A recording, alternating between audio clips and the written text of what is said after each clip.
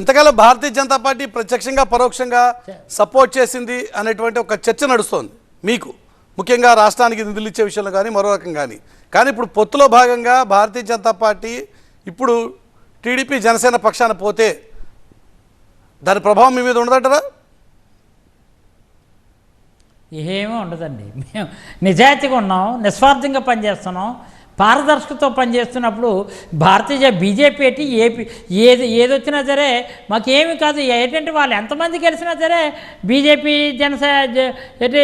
Janasena party BJP JP TDP ఎన్ని కలిసిన ఆల్కహాల్కి బీపీలు వచ్చేసి రాష్ట్రానికి ఏపీకి టోపీ పెట్టడం కోసం చూస్తున్నారు తప్ప ఈ రాష్ట్రానికి మేలు చేయడానికి ఒక ఎజెండా లేదు. చూసారా, మీరు అడిగారు శివశంకర్ గారిని, యామిని గారిని అడిగారు, సార్ పొత్తులు ఎందుకు పెట్టుకున్నారో వాళ్ళకి తెలియదు. ఎలా ఒకలాగా జగన్మోహన్ రెడ్డి చూసి భయభ్రాంతులకు గురైపోతున్నారు.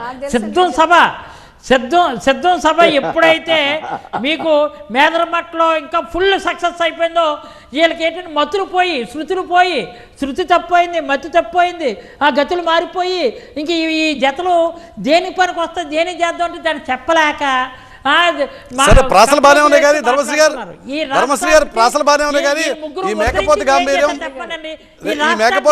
రేపు ఎన్నికలు ఫలితాలు వచ్చే వరకే అన్నది శివశంకర్ గారు మాట. సమాజం చెప్పండి ముందు. ప్రాసలు బాగానే ఉన్నాయి కానీ శివశంకర్ గారు అంటున్న మాట ఈ మేకపోతు గాంభీర్యం కేవలం ఎన్నికల ఫలితాలు వచ్చే వరకే అన్నది శివశంకర్ గారి మాట.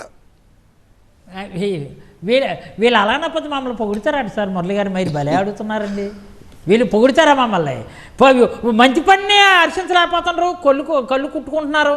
ఎంత 2,57,000 2,70,000 కోట్లు ఖర్చు పెట్టి ప్రజలకేమో ప్రజాస్వామ్యబద్ధంగా ఇలాగే ఇంత సంక్షేమానికి మనం ఇస్తే చూసి వారలేక చెప్పలేక ఇంత సంవత్సరానికి 70,000 కోట్లండి.